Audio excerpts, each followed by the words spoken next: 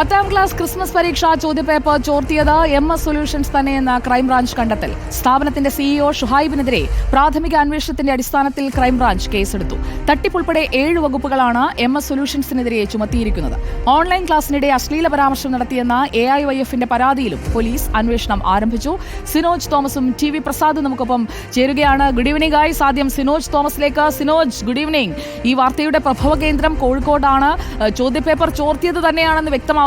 അതായത് ഒരു താരതമ്യത്തിന് വിധേയമാക്കുന്ന വേളയിൽ മുൻ വർഷങ്ങളിലെ ചോദ്യപേപ്പറുകളിൽ വന്നതിന്റെ ഒരു ആവർത്തനമാണ് തങ്ങൾ ഇത്തവണ നടത്തിയത്.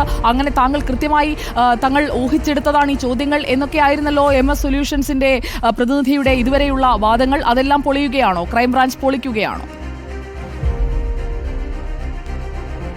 Sujaya Parvathy, good evening. അതായത് 2019 മുതൽ 2023 വരെയുള്ള പരീക്ഷാ ചോദ്യപേപ്പറുകൾ വിശകലനം ചെയ്ത് അതിൻ്റെ പാറ്റേൺ മനസ്സിലാക്കി അതിൻ്റെ അടിസ്ഥാനത്തിൽ ഇത്തവണത്തെ 2024 ക്രിസ്മസ് പരീക്ഷയുടെ ചോദ്യങ്ങൾ പ്രവചിച്ചു എന്നാണ് ഇതിൻ്റെ CEO ഈ MS സൊല്യൂഷൻ CEO ഷുഹൈബ് പറഞ്ഞിരിക്കുന്നത്. അങ്ങനെ പ്രവചനം നടത്തി അത് ശരിയായി, ചില ചോദ്യങ്ങൾ ശരിയായി എന്നാണ് അവരുടെ നിലപാട്. അവർ ചോദ്യങ്ങളൊന്നും തന്നെ ചോർത്തിയിട്ടില്ല. അതോടൊപ്പം തന്നെ ഇവർക്ക് മുൻപ് ചെയ്ത മറ്റ് യൂട്യൂബ് ചാനലുകളുണ്ട്, മറ്റ് വിദ്യാഭ്യാസ മേഖലയിൽ പ്രവർത്തിക്കുന്ന യൂട്യൂബ് ചാനലുകളുണ്ട്.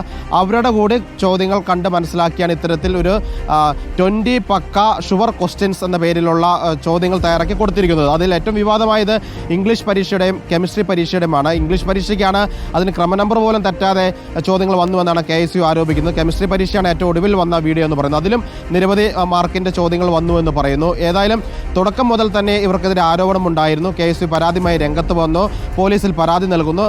വിദ്യാഭ്യാസ വകുപ്പ് തന്നെ പറയുന്നു ചോദ്യ പേപ്പർ ചോർന്ന തരത്തിൽ പ്രതികരണം വരുന്നു. അങ്ങനെ ക്രൈംബ്രാഞ്ച് അന്വേഷണം പ്രഖ്യാപിക്കുന്നു. തുടക്കത്തിൽ ക്രൈംബ്രാഞ്ച് ഒരു പ്രാഥമിക അന്വേഷണം നടത്തി.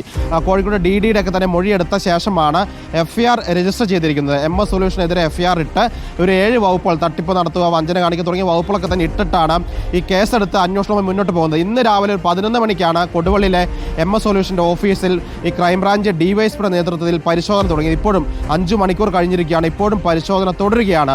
ക്രൈംബ്രാഞ്ച് പറയുന്നത് അവിടെയുള്ള ഹാർഡ് ഡിസ്ക് ഉൾപ്പെടെ പരിശോധിക്കുകയാണ്. ഹാർഡ് ഡിസ്ക് ഉൾപ്പെടെ പിടിച്ചെടുക്കും, കണ്ടുകെട്ടും, ഓഫീസ് സീൽ ചെയ്യുമെന്നൊക്കെ തന്നെയാണ് അന്വേഷണ സംഘം പറഞ്ഞിരിക്കുന്നത്. അതായത് ആ ഹാർഡ് ഡിസ്ക് ഉൾപ്പെടെ ശാസ്ത്രീയമായി പരിശോധിച്ചാൽ മാത്രമേ ഈ ചോദ്യങ്ങൾ എവിടെ നിന്ന് കിട്ടി, ഈ വീഡിയോയ്ക്ക് ആധാരമായ ചോദ്യങ്ങൾ എവിടെ നിന്ന് കിട്ടിയെന്ന ഒരു ഉത്തരം ലഭിക്കുകയുള്ളൂ.